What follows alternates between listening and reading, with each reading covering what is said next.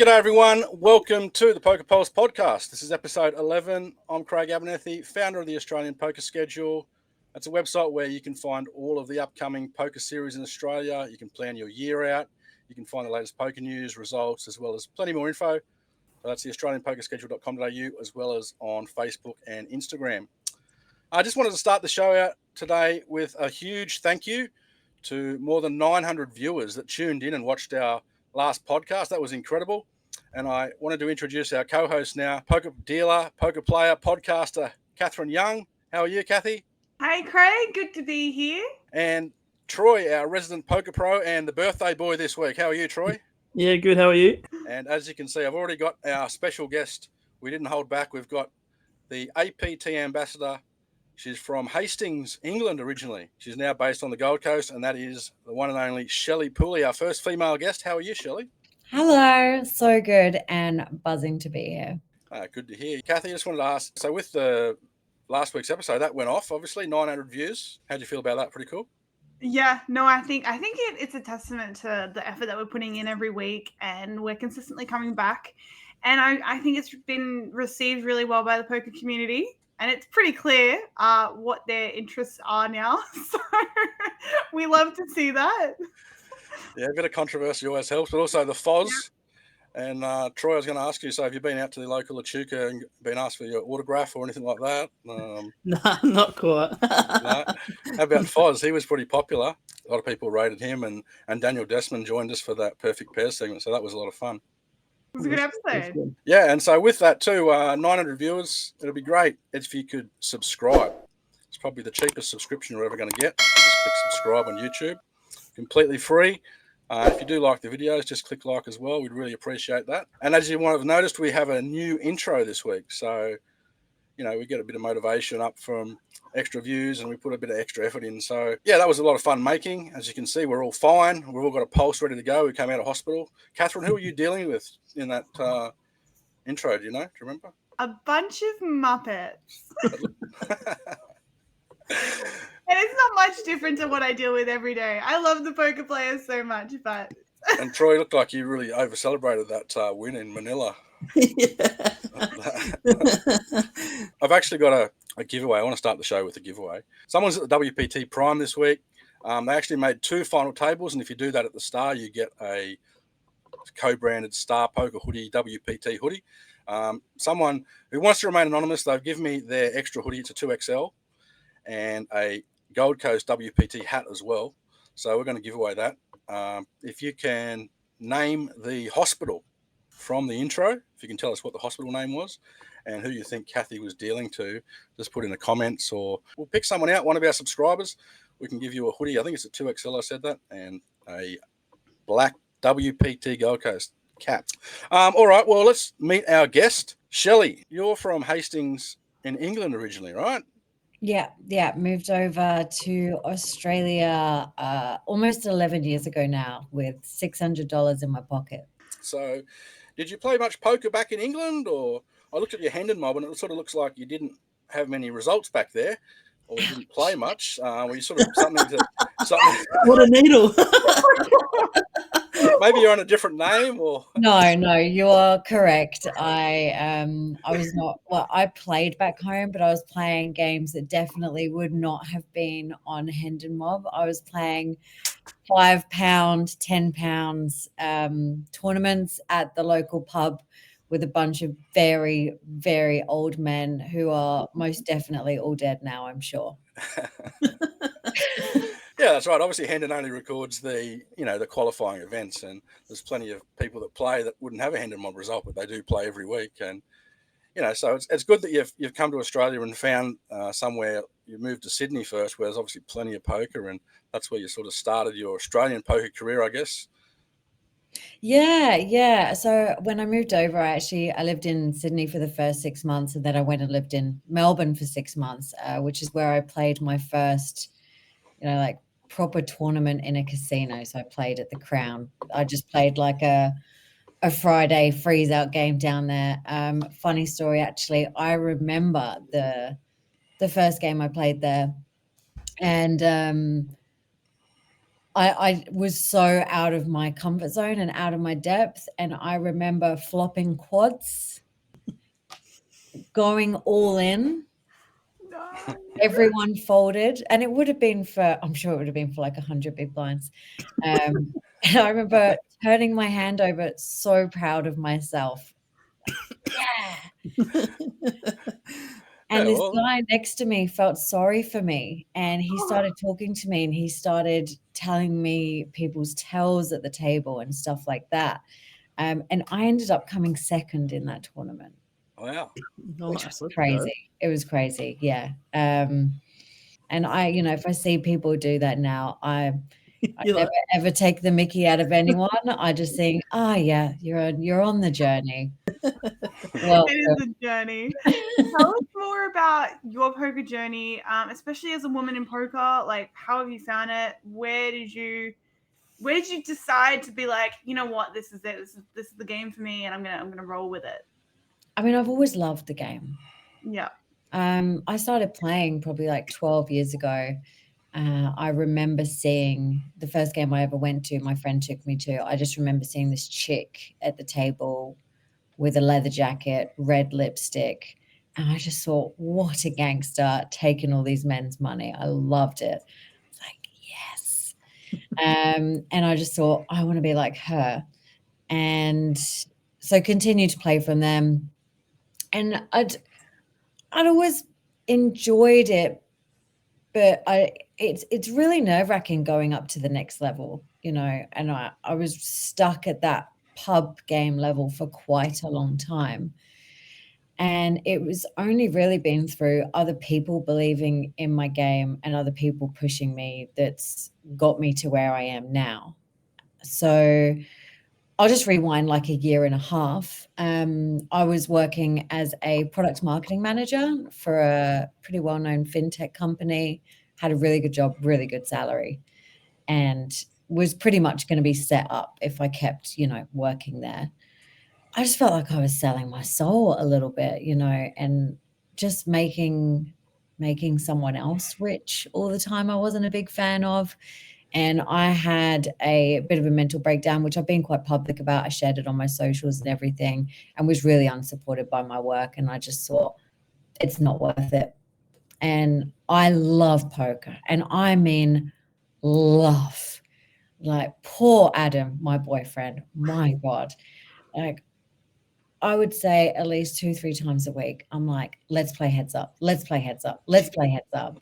I want to play online. I want to watch it. I want to do everything to do with it. So yeah, at the time when I quit my job, I thought, I'm just going to give it a go. I had enough in savings to go and play a few series, and just went and gave it a crack. And the first couple tournaments I played, I completely, binned first couple series.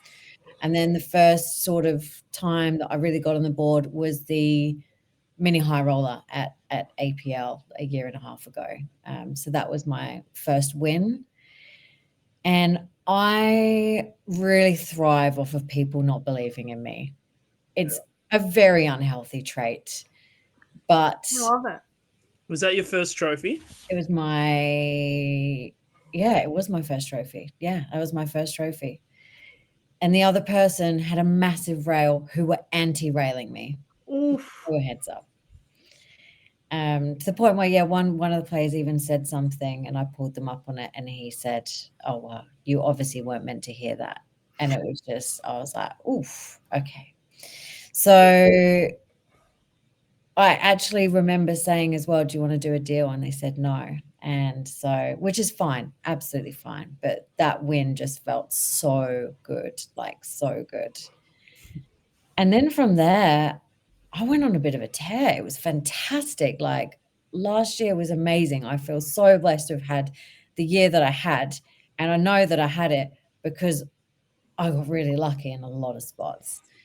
Don't get me wrong, I have a lot of belief in my game, but I just had some sun runs. And then, other people believing in me as well. For example, the Jack Star early last year at Albury. That was good. Something that was just out of my price range, like playing a 1,500 was not something I'd done. I satellited into a 2.5K WPT once, which I completely messed up, but I hadn't gone into that price range, and it was terrifying to me. And at the time, I only ever max lated tournaments. That was just my style. I'd done it for quite a while. And so I max lated the Jackstar in Albury. And it was my friend Amy who actually told me, you should play, I'll buy action in you.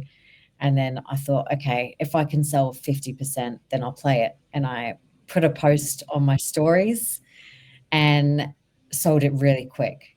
And then ended up doing a 4-way chop, and I think that was for just over 40K. So that was absolutely huge for me. And then that kind of allowed me to go on and play the full WPT schedule, which allowed me to play the Mystery Bounty. And I had 6 or 7 big blinds when we had 3 tables left. And I went on a sun run. It was so good.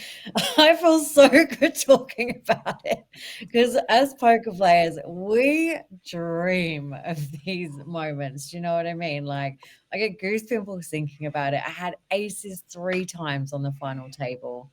Like, it was just so good.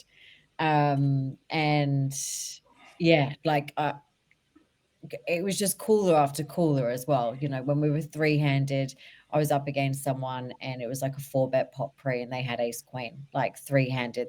It's just going in, and I had aces. Sometimes you're just destined to win the tournament. Like, it doesn't matter what happens, what cards are dealt. Sometimes you're just destined to win, and the cards are just going to fall your way.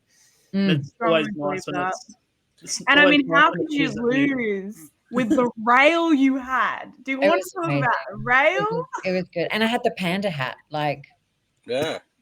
That was iconic. Yeah.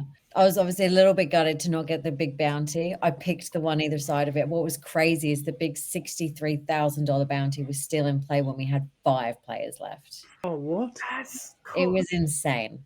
Yeah, that was. That's always want it to be like that. I think that one of the big bounties, like one of the top 3, should be saved for the final table, just for like the action will still be very good on the final table, if you know what I mean. Yeah. It was Tom Maguire that you heads up Heads with in up that, I with, believe. yeah. He got the big It bounties. was. And he got all the big bounties, and He did. he's sun run as well, you know. So no, it was good to see that. 2 people that we like seeing to win. I'm a big fan of Tom Maguire as well. And WPT, obviously, the Prime just wrapped up. So I thought I'd just mention a few of the winners there. It was Josh McSweeney that took down the WPT Prime Championship. He did a chop heads up, I believe. They took $283,000 with Patrick Yazbek. So congratulations to Josh. He's been on the poker scene for years.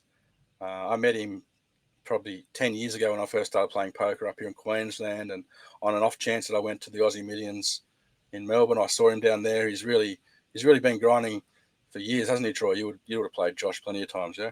Yeah, I've seen him around everywhere. So I haven't looked it up, but I'd assume that's his career high score now, and a WPT Prime Championship Cup to go with it. We saw someone else there that we would see locally around the Gold Coast, Karsten Cobbing and Michelle Nunu. He never fails to show up, does he? I think he got a big score in the opening event as well. I think he was chip leader in the opening event and then went on to come 2nd or 3rd in that. And then he finished out with a big win in the closer. So that was good to see. Neng Zhao, he took out the 5K. So congratulations to Neng. That was a tough final table as well. He got 85K for that.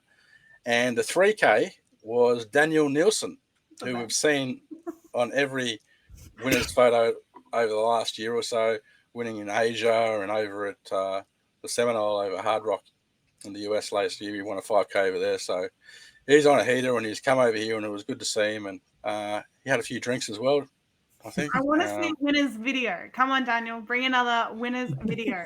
He said he's got a big backlog of them. Oh, he would. I went up there because Bert Perry was on that final table of the 3K as well. So obviously railing Bert, and I said to Daniel, look, you know, if Bert doesn't win and you do, I'd just love to see the videos. So Yeah, shout out to Daniel, and I hope he does get that video. So, other news: Lachlan Crilly, he's just shaved his head tonight as part of the world's greatest shave. Lachlan Crilly obviously had a beautiful long locks of hair, much like you two ladies, and he decided to shave it off tonight. So we shared that on our social media. It was up at the Empire Poker. So he got the clippers, and then he got the razor out, and they gave him the full shave, and got rid of the mow and everything. So good on him. I think he raised $11,000 in the end, and you can still donate to that. Just check out the links on the socials for that. Also, speaking of WPT, some rules, some interesting rules, isn't there? I think I saw you put a video up earlier in the week, Shelly, and Cathy and I were talking about it, and Troy as well. They have this odd rule where one chip or even multiple chips is not a call. Now, I've seen this rule before. I've known about it for a few years now, but it's something that you do have to be aware of as a player. When you go to the casinos or any poker room, you really should. It's on you to know the rules, right? Because even if it's as common as the one chip's a call, and they say it's not, and the player chucks a chip in, you can get robbed there. And I think that did happen at least once over in the WPT Prime, didn't it, Shelly? Is that what you were speaking about? Yeah, I actually deleted that video because I got too many just political messages about it, and I was like, nah. Really? Too stressful, yeah. Interestingly, but yeah, I was not there, but I heard that a player went all in. The other player pushed the chips out. The initial player that's gone all in has exposed kings. The dealer said to the other player, "Are you calling?" And they said no. Yeah, they put their stack out. Yeah, just to clarify, I know the players involved. I'm not going to mention the names or anything like that, but so basically, one player had ace queen on a queen high board, and the player that was eventually holding pocket kings. So the board gets to the river, queen high board, pocket kings puts player all in, and the player has a queen high, ace queen, and he calls, puts his chips in. He doesn't say call, just puts his chips over the line, puts them in, puts a stack out there. The player with kings instantly shows his hand to claim the pot, and then the dealer has said to the guy with ace queen, "Is that a call?" Like there was some sort of debate whether he'd called or not. Couldn't have been a call. Like it couldn't have been a call. Like why else is he putting his chips out there? That's usually what you do. Your intention is to call, but because the dealer, the rules are there. One chip's not a call, and this particular dealer is obviously, knows that rule and wanted to play it by the letter of the casino law. Has asked him if it's a call, and obviously this player now seeing the kings face down in front of him, knowing he can't beat that, it's for his tournament life. So he gets sort of a reprieve through the ridiculous rule about the chips not being a call. So yeah, it's an interesting one.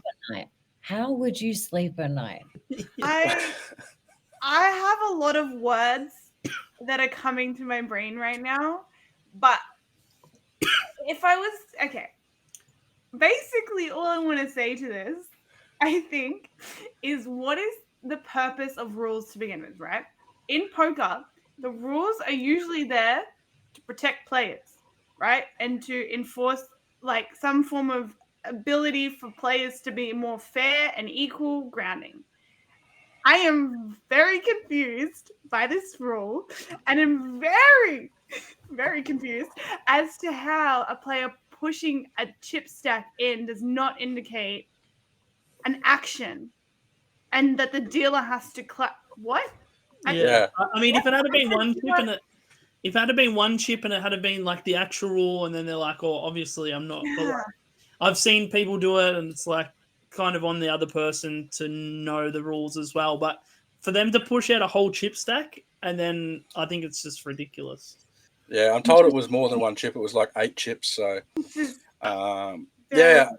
I don't. Yeah, you're right, Cathy. About the rules should protect the players. Yeah. And in that particular, I'm not sure how you're protecting the player. Like, it's not like you can accidentally pick up a stack and put them in to call, and you're protecting a player that might accidentally do that. Yeah. Just makes no sense. So it is one of the rules at the start that is controversial, I guess. And like, imagine if you were coming from overseas or something, and you're in your first tournament or whatever, and that happens.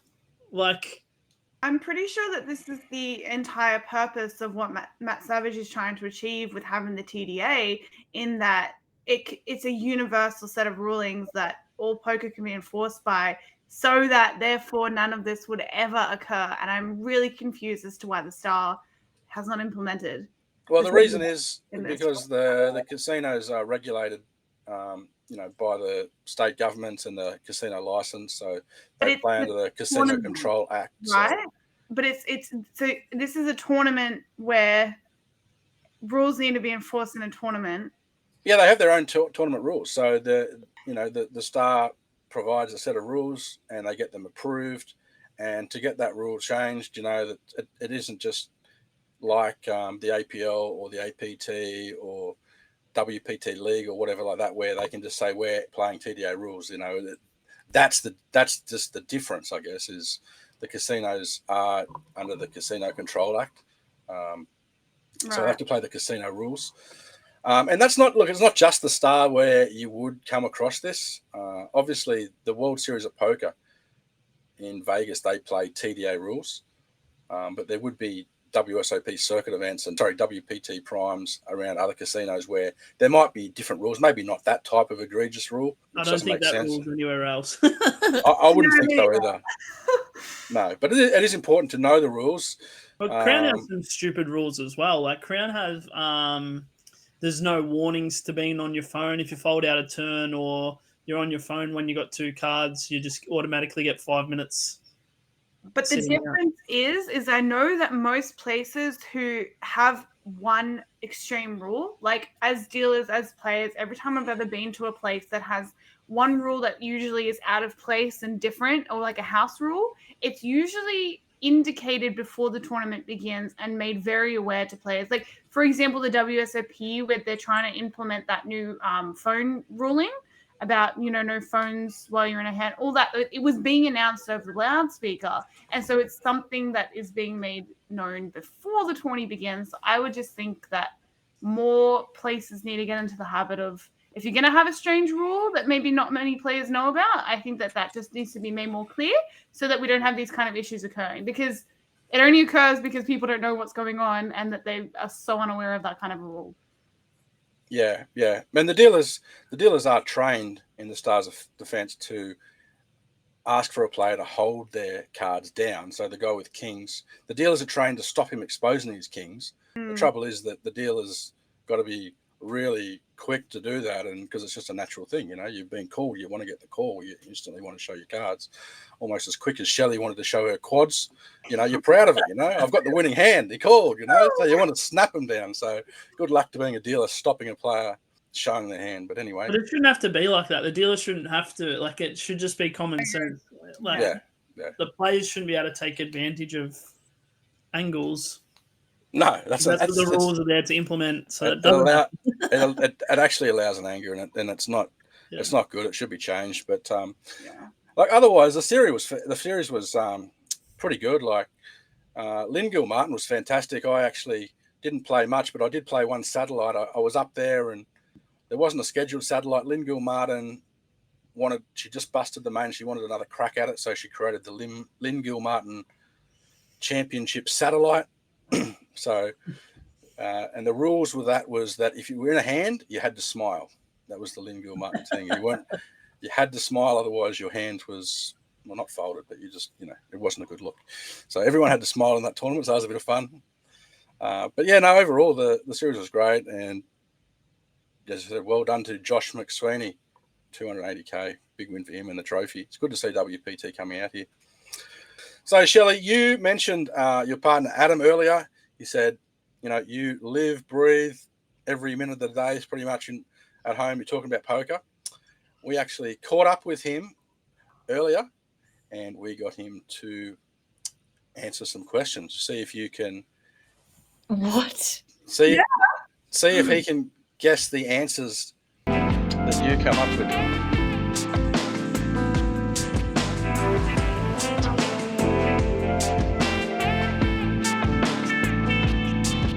So, with Perfect Pairs, we've asked Adam some questions to see how much he knows about you.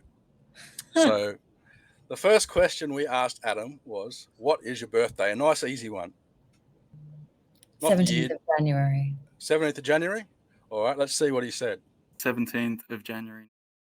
Yeah, so we got that. Very good. The next question we asked him was what your star sign is, which is, I guess if he knows your birthday, you might know your star sign. Capricorn. Capricorn. Let's see what he said. What star sign is Shelly? Capricorn. Capricorn. Very good. Hey! Got it? Cheeky boy. One. Very good. Very good. The next question I asked Adam was, because we're big fans of Survivor, if you went on Survivor and you had to eat beans and rice, what food or drink would you miss the most? Food or drink? And I have to have beans and rice. Chicken. Chicken? What about drinks? Drinks? Oh, God. Like, What do would I you have miss? water on the island? You have You have water, you have coconut water, but what would you miss? Probably like, easy. Tea. Tea. Tea. Yeah. very Shelly answer. All right. Let's see what he said. Chicken and tea. Okay, if Shelly went on Survivor, what food wouldn't she be able to live without? Food or drink?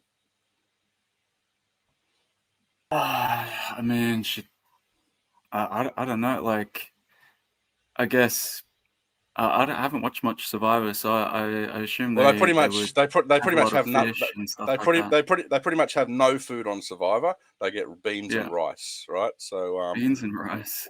She would probably struggle with beans and rice. I think she'd struggle without steak, and chicken salad, I would say. okay, all the Yeah. protein. Okay, cool. And actually, tea would be the biggest thing for her. She would really struggle without tea. Right, Being British okay. and all. Steak, chicken salad. He got that part right. Yeah, you got there in the end. Tea, eh? And the tea. Of course, the tea. Said you like tea. Yeah, I love a cup of tea as well. I drink an absurd amount of tea. I don't drink any hot drinks. Me neither. No. Not a beverage. Nah. Oh, What would Adam rate your cooking out of 10? And what would you rate Adam's cooking out of 10?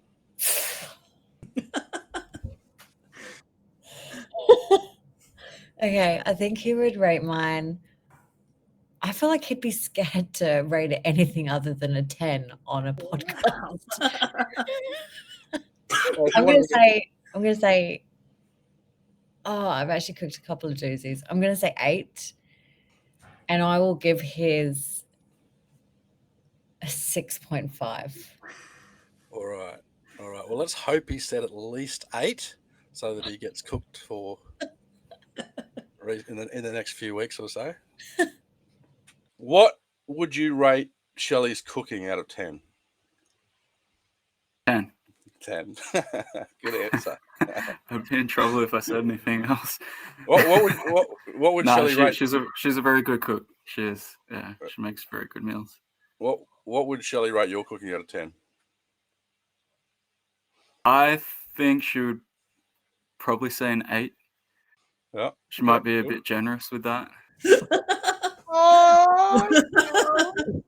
You're Someone sleeping in the doghouse. I feel like he deserves bonus points for knowing that you would get angry if he didn't give you a 10. To be fair, he said you'd give him a generous 8, so I think that means realistic he thinks he's about a 6.5, which is pretty good. What's your cooking like, Troy? A good -3. Well, speaking of tea, I want to ask Cathy, what do you call your main meal after lunch of an evening? What's your main meal of an evening? Dinner. What do you call your main meal of an evening, Shelly? It depends on if I've had my main meal at lunchtime or not. Well, you'd call it dinner, wouldn't you? Well, dinner for me is my main meal of the day. So, like, Wait, if I've had my main meal at lunchtime, you call that dinner? then that's dinner. And in the evening, I would have like tea or supper. Where shall we go? Troy knew what I was getting at there because whenever Troy's referring to his evening main meal, he says, "What are we having for tea?" I love that. Yes. Not Yeah. always, just sometimes. Yeah, it's just sometimes. Yeah. Yeah, it's a bit of an I old-fashioned can't sort of thing, I call think. my main meal dinner. That's weird. Lunch is lunch. Dinner is dinner. They come at different times, and that is that. No, it's just sometimes I call dinner tea and tea dinner. It's just, how you feel at the Do time. you ever go out for an evening meal, Cathy, and go, "Oh, we're going out for tea"? Is it? No, we're having a Oh, yeah, nice but you dinner. wouldn't go out for tea. You're going It's out. a dinner. You're going for it. It's dinner. But if you're having just like a sandwich in the evening. But I don't. It's a meal. I need to be full before bed. Yeah. No, I was just saying Troy calls it tea. That was my only point. That's Not always. to It's be always fair. amusing when he says that. But anyway, we They shall. take the piss out of me, so thank you, Shelly. Yeah, Someone's on my side. that's right. We shall move on. Another question we asked Adam was if you have any superstitions or obsessions. Do you have any superstitions or You know what I'm talking obsessions? about. I do some really weird shit at poker. Mhm. I'm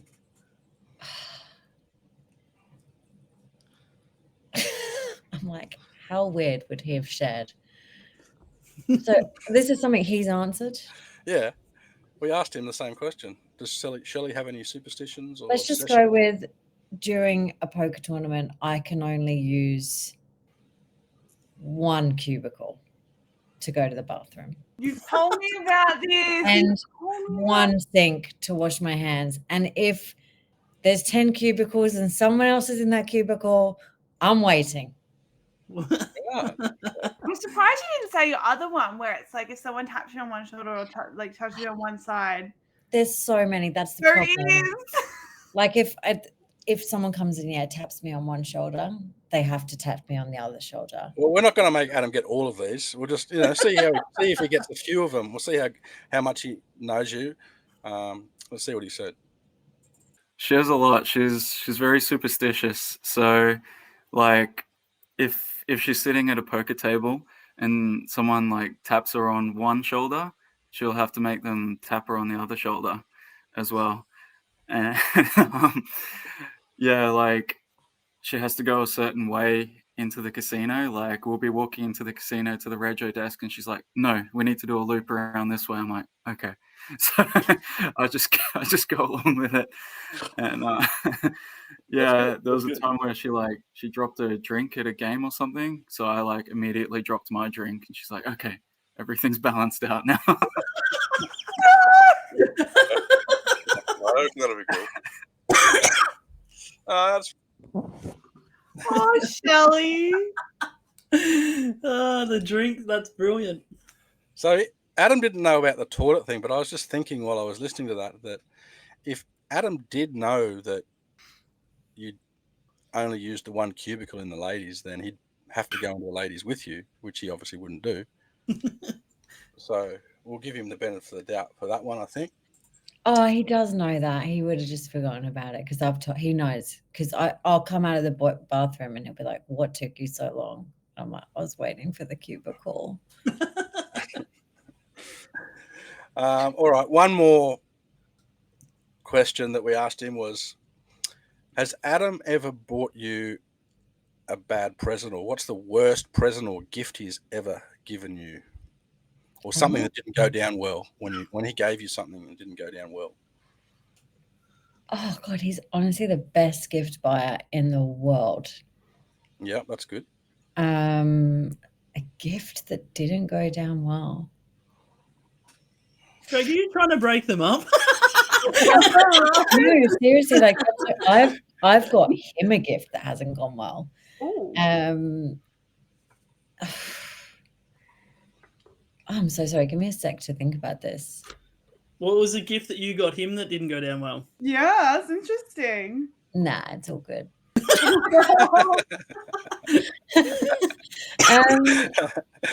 What about something really what simple. about cards or flower, anything like, I don't know. Oh, okay. Got it. So he always writes me like poems and cards. Okay. And then I've been showing him ChatGPT and everything, right? But all his poems have always been written by himself. Right. And this year, for Romantic. Valentine's, he used ChatGPT. No, Adam. Raise ChatGPT. I like it. I like it. How good's AI? Look at these men. Look at these men. Look at Well them. played. Well played. I was quite upset about it. Okay, we're looking for a Chat GPT poem. Aw. If you bought her anything she didn't like, I usually buy pretty good presents. And I mean, usually, okay, it's not quite a present, but I usually write poetry in cards that I give her. And the last one I did, I thought it would be funny to use ChatGPT, and it didn't go down very well. So I'll probably go with that one. Yeah, and I was kind of like, because she's always telling me to like use ChatGPT for things, and like, you know, if you need to know information or you need to figure out something romantic to do, use ChatGPT. So yeah, I did that, and it probably wasn't the best idea. You know why this is even funnier? Because your explanation was like his explanation. It was like the same. Brilliant. Oh, that's so funny. So good. okay, because a lot of guys watch this show, right? So, what's the issue with using Chat GPT? Is it come across as lazy? Is that what it is? Is it Yeah, like, so women, like for not me, like personal? I'm not actually going to speak on behalf of women. I'm going to speak on behalf of myself just to be safe. But for me, like it's never about someone spending money on me. It's about thought and time. And ChatGPT just doesn't take any thought other than thinking I should go on ChatGPT. But like it's the fact that someone has sat there, taken time to sit and, you know, write something or sit and think about something romantic to do. I think Okay. ChatGPT, you can give it the prompts to write it, but I mean, like if you're not technically savvy, right? say Maybe you've don't never do used- poetry, do something else. No, That you're able to do and give it some thought and like make it special. Like I don't understand why this is like even. I'm surprised that you guys are even having this outlook right now. Like, what are you serious? okay, well, think about it like this: if you brought, if Banjo Patterson, right, who's a poet, Troy, came back now, right, he'd never used a computer. I think it would take a lot of effort for him, far more effort, to use ChatGPT than to write a poem. So, And that's what makes it even more romantic. yes, Is you could the extra effort he took you to go to could Chat. use ChatGPT, but you chose not to. Oh my god. All right, well, that's fun. But I'm very lucky. Adam is incredibly romantic and thoughtful. I'm very, very lucky. I am definitely not. Just saying. Hey ChatGPT, how do I get a girlfriend who actually doesn't care if I care about her or not? I've tried, don't worry. Oh, Troy. I'm just joking. So you might have noticed that Troy and I are wearing these amazing hoodies. They are our Poker Pulse podcast hoodies that are coming out. We did this in collaboration with Project Sunrun. So they're an amazing clothing brand who actually approached us and they told us that they wanted to do a collaboration. And we've been going back and forth and we've been working on the design. This is one of the designs. We do have another one that's coming out and we want to show you that as well. But I think they're awesome. They've got these. The sleeves are cool. Yeah. And just thought we'd mention that. And also the fact, yes, Project Sunrun, you can see it. Thank you, Troy. Good model right there. And another person who has an amazing clothing brand is Shelly. Shelly, tell us all about it. Yeah, sure. I'd always wanted to start a clothing brand. I love a side quest. So I've had a lot of side quests in my life. This was one of them. Start a clothing brand. And so, yeah, decided to start Variance, which has been really cool. So I do clothing. Here's an example. Da, da, da. I've seen plenty of people wearing them. They're pretty popular down in particularly Sydney and hopefully up the Gold Coast maybe up this way. Yeah, I'm stoked. And I will actually have a little store at the upcoming APT this week as well. So you can check out the stuff on Instagram at variance_poker. Perfect. Yeah, and we'll talk about APT a little bit later on. But no, those hoodies that Catherine mentioned too, that one Catherine's got fully embroidered. The logo, it's amazing to see how they can do that with that much detail. And Troy's saying they're quite warm as well, aren't they, Troy?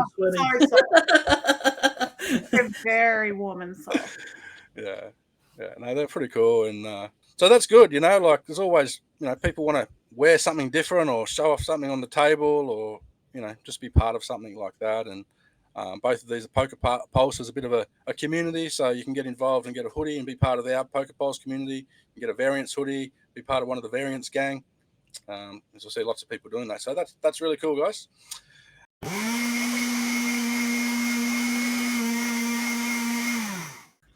Yeah, so in the blender, it's just a quiz show. You basically just yell out your name when you want to jump in and get the answer. This week, I've really been getting into tea. So my questions are around that this week. Good luck, Troy. How are you? Like, do you drink much tea or you just eat it? I just eat it. I don't drink any hot drinks. All right. Well, they're just very simple general knowledge questions about tea. So the first question, so you just yell out your name if you want to jump in. What country is considered the birthplace of tea? Cathy. What is it, Cathy? The UK. Troy? No. Troy, what's the answer? India? Also incorrect. Shelly. What is it, Shelly? China? China. Perfect. Really? See? Love it. Yep. See, she's not just a... India's spicy. I know that. So India's... I don't know many things. Not the UK. It's like they've made... Okay. Wild. All right. This one, it's a bit trickier, but which plant is used to make all true teas like green, black, and oolong tea? What tree? What type of plant? Troy? What is it, Troy? Tea tree.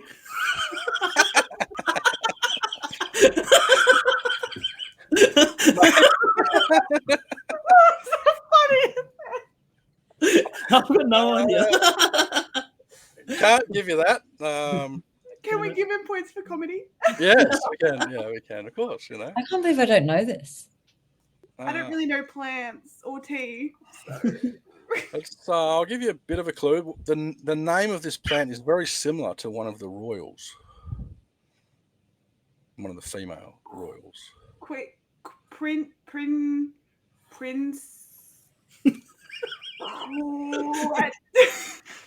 Is it like a royal name or like a type of royal, like a princess or a queen or something? She may be married to Charles.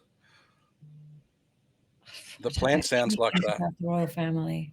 I'm lost. Right? No, it's camellia. It's camellia. Yeah. Chamomile.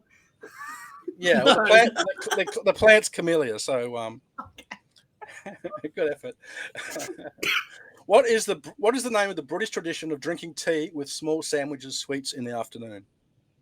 Shelly. What is it? High tea. High tea? We'll give you that. High tea. It is high tea or even afternoon tea, but it says high tea. No weed included.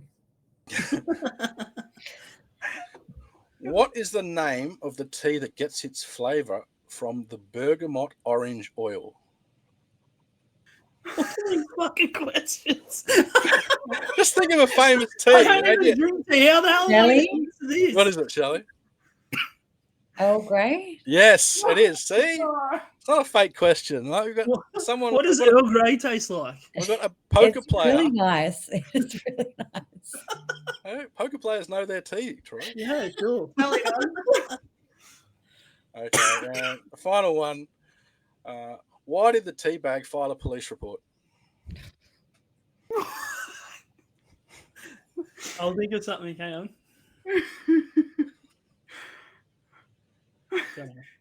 Because it was. So it was hanging out to dry. No. I like where you're going. Why did the tea bag file a police report? Because it'd been strained. Oh, No, but I like it. I like it. oh my god! I don't want to say it. I'm not going to say mine. It's not politically correct. So I'm moving on. Why did the tea bag file a police report? Because it I'm was mugged. moving on. Because it was mugged. Right? Oh, mugged. Oh. That's an absolute knee slapper. -5 points for you. Well, Shelly's the winner with 3. Yeah. Yeah. Haven't you No, like it? I'll lose a point for a bad dad joke. We'll give Troy a point for his tea tree. I think. Got there. Because, Well done, Shelly. one other thing I wanted to ask you about, Shelley, I did a bit of research, as I do, or stalked you on Facebook and YouTube and everything like that. I found a clip of you in some boxing bout that you did for charity, I believe. Shelly Gutshot Pooley. Make some noise for Shelly You want to talk about that? Gutshot GG. Pooley. I mean, you're a friend, you go to the gym, you work out, like, boxing, something you do. Or, obviously, it's just training or a bit of fun, or Yes, I did. It was corporate fighter. So it was when I was in the corporate world, you go and train for 3 months basically, and then you get in the ring, have a fight. Didn't win. I won a round though, so we'll take that. But it was a really good opportunity. Like, it was really, really cool. I actually recently joined the UFC gym, and have started doing a couple of Brazilian Jiu-Jitsu classes, and it's not for me. Decided, not a fan. Don't like having someone's knee digging into weird places. So I'm going to go back to boxing actually in a few weeks. We got the series this week. My mum's here for 2.5 weeks, 3.5 weeks from England. And then I'm going to do some boxing. yeah, no, that looked cool. I didn't actually realize that you did. It was 3.5 or 3 month sort of training leading up to it. But no, it was actually good, and it was good for charity. And it looked like you were sort of fighting a girl from Ireland who thought she was Conor McGregor waving the Irish flag around, I think. So Yes. Yeah. she was right into it, good on her. She got the arm raised for the win, but on points and that. So a lot of fun. So I just thought I'd ask you about that. Now, also APT, let's talk about that. You are the Australian Poker Tour ambassador, or one of a few of them. Obviously, we've got Jackie Glazier. She's an ambassador for APL, and it's great to see women out there as ambassadors for the brand, such as yourself. So I understand you were pretty happy about that and excited. It's one of a big achievement of yours, yeah? So, just tell us about how that's going and, what you're sort of trying to do with Australian Poker Tour. Yeah, sure. I mean, I'm so lucky to have been given the opportunity to do it. I went into last year, that was actually my goal. I wanted to be an ambassador for a brand. And I told Kat that as well. We'd had chats about it. And she'd said she wanted to do podcasts. And look at where she is.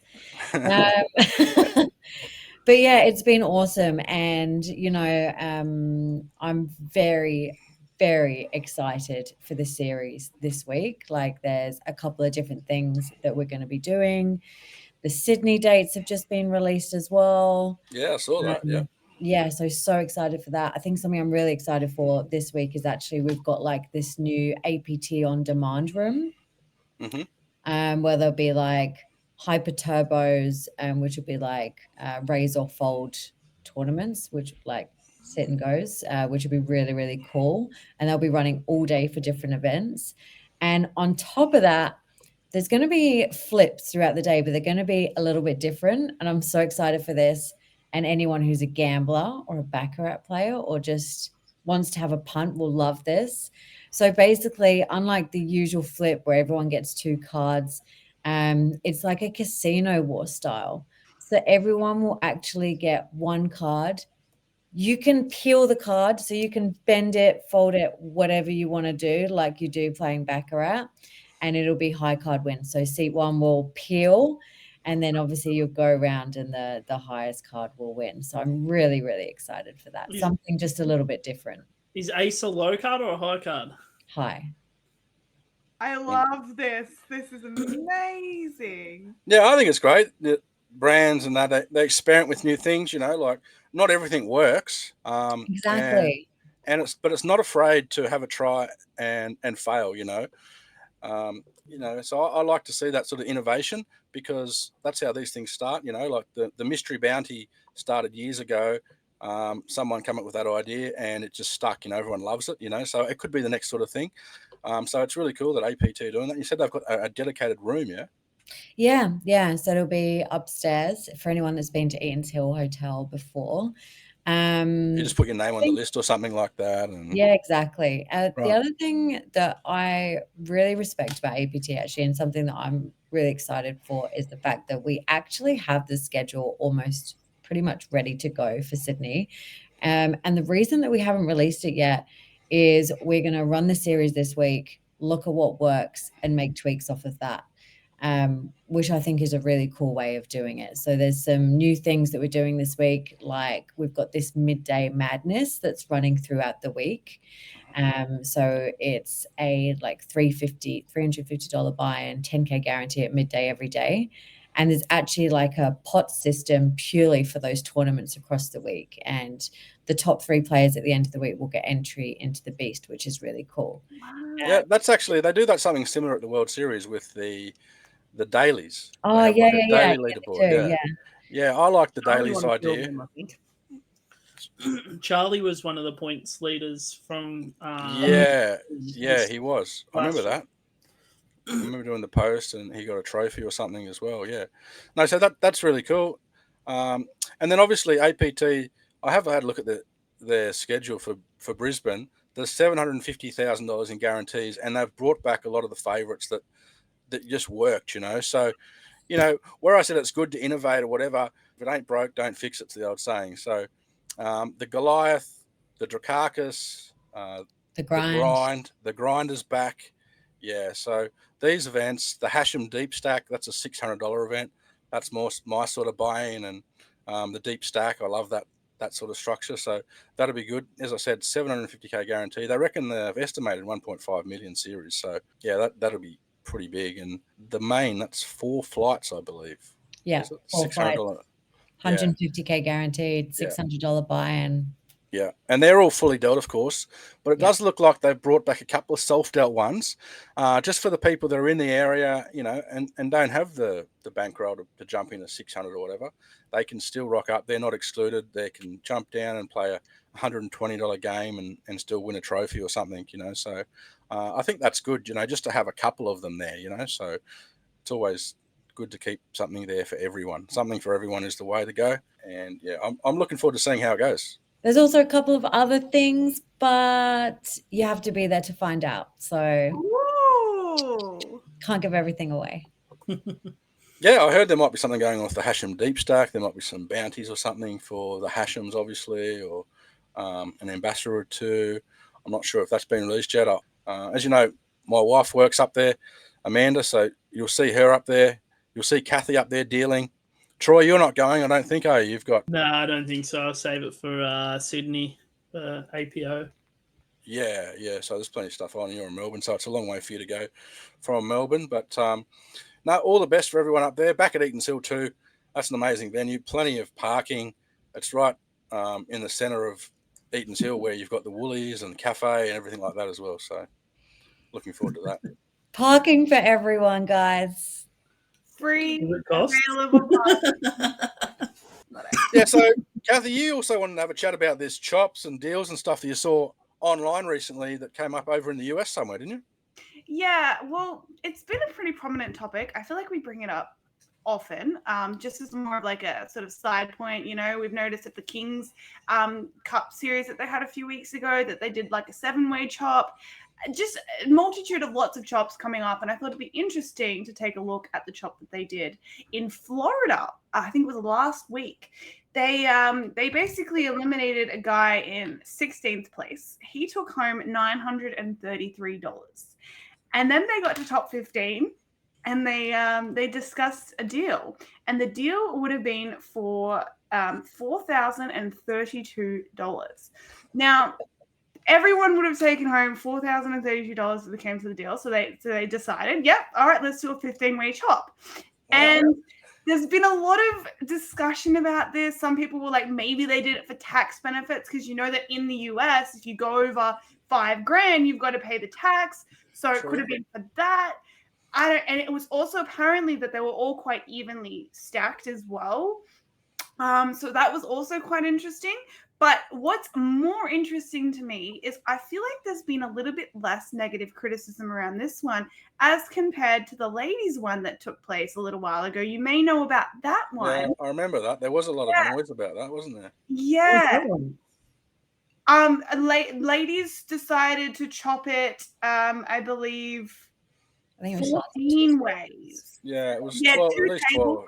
Yeah, two tables, and it was big media circus around it, but the main points that they were discussing were saying how, ladies, it was a ladies event, they decided to chop it, that whole taking the road of like ladies.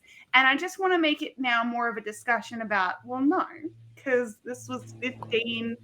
I think there was one woman, but like it was 15 men. It wasn't in a ladies' event. They decided on the deal and they took the deal. So I wanted to start the topic of discussion and see what you guys thought about deals. Well, yeah, just to be clear, so with the deals, the people that are complaining aren't the people that chopped, right? They weren't told to chop it. They weren't told to chop it. The casino didn't say you got to finish now. There was no, they all agreed themselves. So all the players that took the money, they are all happy. It's only people on the outside looking in that, are critiquing it or whatever. And yeah, I do remember with the ladies event, that was a 15-way chop or a 12-way chop or what it was.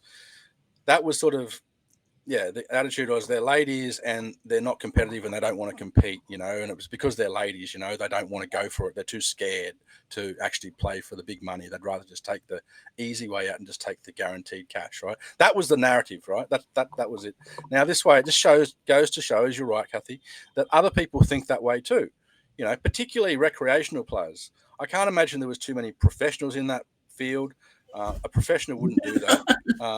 I can see Troy, saying he'd never do that in a million years, unless the pros are just like they've got to go somewhere, like something's happened and they just want out or whatever. Most of the pros just want to play for it all. So yeah, it is an interesting topic. I've done a big chop in my life. I'm sure you've done chops as well. Have you done any chops, Cathy? Sorry, Shelly, did you? Your mystery bounty, was there any chop involved? I doubt there would have been because Tom Maguire was a pro and he would have been there. But you would have had chops. We did a heads up deal. Oh, did you? Okay. Yeah. We did a heads up deal. I think I've done maybe like 3-way chops, but I really like to go for the win, to be honest. Okay, well, there you go. That's good. It's like the challenge, obviously the money is good, but I like to challenge myself and see how far I can get. So your preference would be not to chop, but obviously it's not like a thing that's you're never going to chop, right? I've done plenty of ICM deals. So plenty. I more so will do it if we're like really, really, really shallow, everyone's less than 10 bigs, maybe less than 8 bigs. I totally agree with what you say, and it is something that I do struggle with in the poker world, is how judgmental it can be. If the people that made the deal are happy, why does it even matter? I am a big stickler for that, because it's actually one of those things where it's those 15 people who have made their own financial decision and their own decision in this game that they wanted to take the chop. And I can't even believe it is a topic of conversation.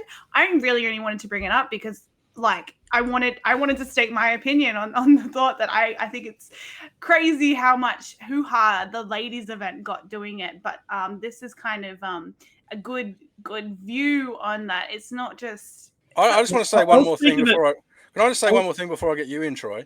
Yeah. And that is, if the chop was between 15 of the best players in the world, So you're talking, Daniel Negreanu, Chance Corneth, They would Stephen never. Chidwick. If these were the 15 guys and it happened, then their friends would be very judgmental of them. Like, what are you doing? You're a pros, right? But if you're not a pro, I think it's unfair criticism because, it's your money, it's your decision, whatever. But as a pro, do you feel pressure, Troy? Or maybe I'll start with that. Do you feel pressure not to do a chop as a pro? No, definitely not. I have done chops in the past, like when I was heads up for a WSOP ring. Me and Adam did a chop where we still played for some money because we were pretty short. But I only really like to do chops if it's like a very good friend or the person's probably better than me, or if we're playing for like life-changing money, like 100, 200, 200,000 plus kind of thing. That would probably be the only time that I would contemplate doing a deal, because the whole point of playing poker is to get into those spots where you make the most money, right? So it's kind of counterintuitive to then do a deal, if that makes sense. Like you're playing, you do all the study, you do everything to get to that spot where you've got an edge on the person that you should be playing with or playing against. So that's kind of my thought process as a poker pro. The whole point of playing is to get in an advantageous position, right? Okay. So when you get to heads up or three-handed or four-handed or whatever, as a poker pro, it's not very often that you would come up like three-handed or four-handed with another very good player. Kind of, I wouldn't say not a very good player, but like, if I get heads up with one of my good friends or, another good poker player, I'd be more likely to do a chop or something because that would be decreasing the variance. Where if I'm playing heads up with like a recreational, I should have an extreme advantage versus them heads up, especially. So that would be why I wouldn't do it, because I'd be actually losing money by taking the chop, if that makes sense. That's fair. No, I get that. I see both sides. I just wanted to ask you about that. Yeah, it's interesting actually, Troy, going off of what you said. I was just thinking about the deal that I made at the Jack Star. And I think I probably made a deal because it was at that point like the biggest money that I'd had, and it was going to have a really big impact on what I was going to be able to play. So that definitely played a really big part in why I took the deal. 100%. I mean, I've taken a deal when I was heads up with one of my good mates, Ash. We did a deal heads up, and I got like 55K, and he got like, I don't even know how much, 40K, 45K or something. But it was because it was, like if it's another good friend, I don't mind doing a deal, or if they're another very good player, sure. But against like a non-professional or a recreational, I definitely want to use my edge of all the hours I've put in and studied and everything to, use the tools that I've acquired to get the job done. Yeah, I just like to make the point though, like it's your money and it's your deal, so no one should feel pressured or worry about people saying or judging them for doing a deal and being and cop out. Like with that ladies event, whatever. It's just not true. They were all happy, and it's not for someone to say, or you're not good enough, or you did a deal because you took the easy way out or whatever. Like, you shouldn't feel that pressure. Maybe as a pro, you want to do that, but at the end of the day, it's a deal, right? You enter a poker tournament, yes, to win, but you enter a poker tournament to make the most money, right? And making the most money can also be doing a deal rather than coming third. My biggest spot in my life, there was 131 for first, 92 for second, and 56 for third, right? There's a huge difference between 131,000 and 56,000, right? We got top three, and all of the professionals were knocked out. And it was myself and two good friends, and we realized that luck was going to decide, the difference between 50K and 130. That was literally just going to be decided by the luck of the cards. So we evened that out. We took at least 80 each, and then we played for the rest, and it was good. Would you have done the deal if you didn't know any of them still? Well, I mean, if it was three-way and it was Jared Thatcher was still in, and Naj Ayers was still in, I would have taken the deal and probably taken less. But I mean, if they were two random recreationals that you don't know, would you still done the deal? Well, yeah, I mean, because unknown. Like, I just find that. I mean, I'm not a professional. Like, I play the game because I'm thinking I'm reasonably good at it, but I realise that I'm not the best. So luck is going to play a factor. And even if you have the best player, look at Chris Moneymaker. He went heads up with Sam Farha, right? Sam Farha was the pro. Chris Moneymaker wasn't. Chris Moneymaker won. And that was decided by millions of dollars. So there's. Just because you're the best player, and poker players realize that, but long term, if you're someone that gets into these spots over and over and over again, okay, mainly if it's your weekly tournament that you're just regularly on the final table and you're in that spot, you're not going to do a chop. But if you're talking the main event or a huge spot where you only get this spot so many times, and you can lock up 80,000 instead of 56 and give up the 130, then you're still playing for a little bit. You got, it's still, a lot of money. It also depends on your bankroll and your sort of thing.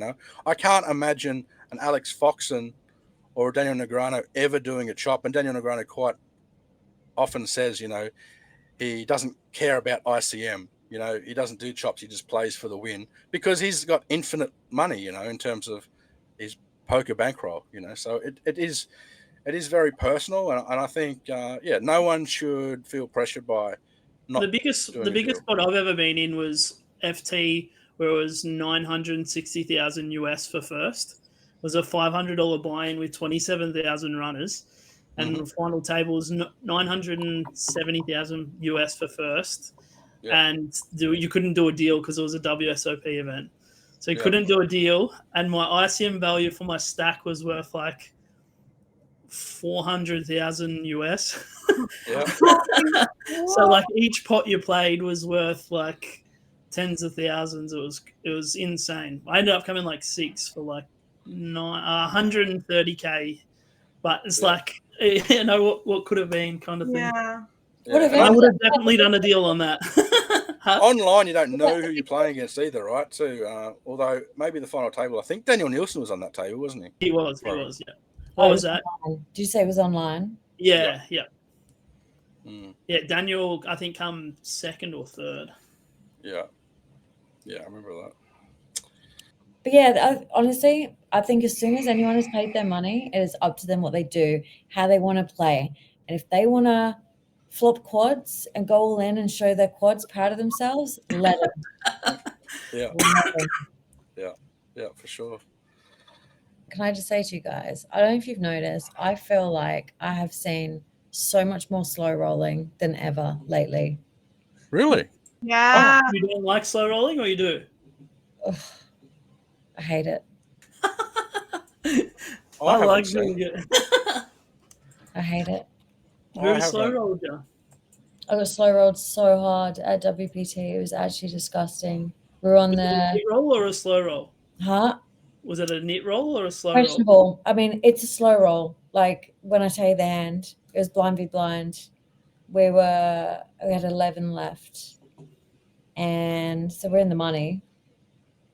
And I jammed 12 bigs, small blind, king queen suited. He tanked for his like full-time bang, and he was like, I've got a really good hand. He's like, I've got a really, really good hand. Like, I just don't know what to do, blah, blah, blah. Eventually calls. What's he roll over? Ace king. Ace king. Oh my God. Correct. No queen for justice? No queen for justice. I turned a flush draw, and I was like, come on. Against friends, I don't mind slow rolling if they don't get angry if I slow roll them, because I think it's pretty funny. But I'll do it to friends only. But then it was just followed by the I never win with ace king. Was that not the word? Now you have. Nice, Ed. Well played. All right. Well, I want to start wrapping up the show. As I said, we've got Australian Poker Tour, the APT Brisbane. That starts on the 30th of March, goes for 8 days. The Goliath, that's 150K guaranteed, 2.5 buy-in, and that one's streamed. That's their headline event, but they've also got a 50K guaranteed Hashem Deep Stack for 600. They've got the main event, 4 flights. They've got the Bankroll Builder, 30K guarantee, and they've got a Midday Madness every day, 10K guarantee for 350 buy-in. And Shelly, as Shelly said, there's an on-demand room, so get along there. There'll be something for everyone at that event. Then the following week, we go down to Sydney for Rudy Hill. That's the APLPT Sydney, 650K guaranteed series there. They've got their all-new 150K guaranteed main event. That's 450 buy-in, fully dealt now. And the 180 self-dealt version, that's dropped back to the APLPT Classic. Still 75K guaranteed, multiple flights. I've got a 200K guaranteed Jackstar, the $1,500, and the 100K guaranteed Centurion. That's their 2.5K. So that's 6 days, 32 events down there. And poker's just absolutely going off at the moment, because then we go on to the Australian Poker Open, and that is going to be absolutely huge. That's a $4 million series. A $3,300 main event with a $1.5 million guarantee on that. So we're looking forward to that. There's a 350 Diamond Cup. That's got $500,000 guaranteed on that. Huge. That is absolutely huge.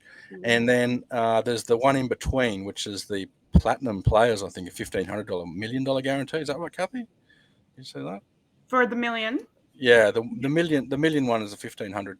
Yeah. And then along with that, so that series goes from the 16th of April through to the 27th. Actually, I think it might start on the 14th now, because there's a couple of flights earlier. But on the 16th of April, we've got the APO 2K Fantasy. And I'm just going to show a little patch here that this is a preview of one of the patches for the teams. That's the Team Power Jam. So all of the teams get patches. They get their own custom logo. They get to turn up to a live auction, and that's where they bid on their team. So I'm actually going to do a preview show in the next week or so with Will Davis, where we talk about who we think our must picks are for that fantasy. So who you want to have in your fantasy team. Actually, Shelly, you were involved in the 1K fantasy at the APL Million last year, weren't you? You were part of a team called, what was your team name? Flush Puppies. The Flush Puppies, that's right. Yeah. So that was really cool. You know, little patches, and you went to auction and you bid on, you know, who you thought. Your team, how'd they go? They probably would have gone better than Troy's team, I think.